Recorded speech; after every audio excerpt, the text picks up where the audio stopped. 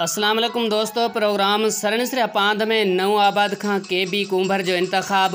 सूफियाणी रूहानी जमायत अंजमन गुलामा कलंदर वेलफेयर सिंध जा सरवाण साईं सैयद गुलाम दरशाह काज़मी कलंदरीअ जो कालम उनवान खैर खवाई जी खैरात जी कड़ी जॾहिं कांडेरा वण थिया। चवनि था त ज़रूरत ईजाद जी माउ आहे। जॾहिं दुनिया ॾिठो त असल कुकड़ पालण बि ॾुखियो ऐं वाध वेझ बि ॾुखी, उनखे ज़रूरत लाइ जल्दी ऐं घणे मिक़दार में कुकड़ जो गोश्त खपे। वक़्त जी नज़ाकत बि हुई। पोल्ट्री फार्म ऐं फार्मिंग ज़ाहिर थी। ॾिसंदे ॾिसंदे उन्हनि जा कारखाना, खुराक, फीड वग़ैरह जी घुर थी। नवां डीलर वापारी फील्ड में आया। अनाड़ी कारोबार मां राति जे पेट में दौलतमंद अमीर बणिजी विया।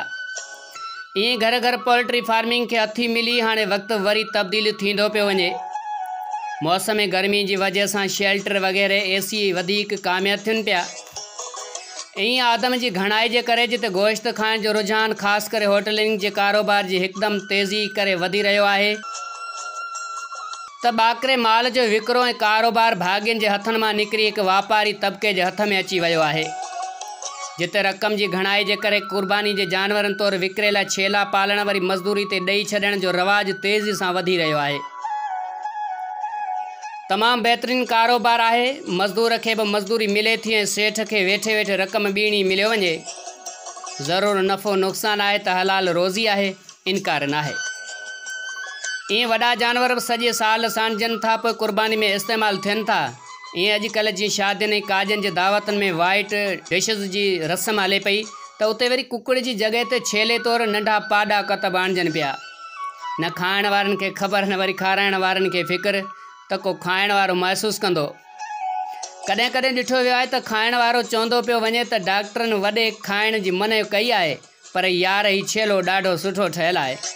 मेज़मान ख़ुदि बि महिमान जी अणॼाण ते कंध लोॾींदे ॾिठो वियो आहे, पर चवण जी ताक़त कोन्हे त नंढो या वॾो। ईअं नाश्ते में बेज़नि जी चटणी में बोरजी गोभी विझी ठाहे ॾे, तॾहिं बि सफ़ेद गोभीअ खे बेज़नि जी अछाण सम्झी खाई वेंदासीं, इहो सम्झंदे त डॉक्टर सफ़ेद जी इजाज़त ॾिनी आहे, भले खाइजे। ईअं असली ज़ेवरनि जी जॻह ते आर्टिफिशियल जो जुगाड़ वरी कामयाबी माणे वियो आहे। जे लाइट जी जॻह ते सोलर सिस्टम कम खे खंयो बीठो आहे, ईअं हाणे तेल जो ज़रूरु जुगाड़ थींदो। हर तरह सां मखण, लस्सी, खीर जो बि नएमल बदल निकिरी वियो आहे। ईअं वेचारड़े वण छांव वारे जी जॻह ते कांडेरे खान खे बि आणण में कोहिड़ो ॾोहो। वॾो वण वधीक पाणी जॻह वालारींदो, नंढो कांडेरो खान थोरी घिम में चिपटी पाणी जी जहिड़ी बि हुजे, ख़ुशि न ख़रास, न घणी ड्रेग, न पखेड़। गुंदी नाले खीर पई ॾे त मेंह पालण जो ॾोह छो कजे, कमु हले थो। शॉर्टकट जा असां अॻी माहिर आहियूं। हाणे त इंसान बि वॾनि वणनि वारा कदावर इंसान छॾे नंढे कद जा कांडेरा खान मैदान ते लाथा आहिनि, जिन जो न को मुतालो, न का घुर। जिते लॻे उते लॻाए छॾिजे, नई का वॾी घुर्ज।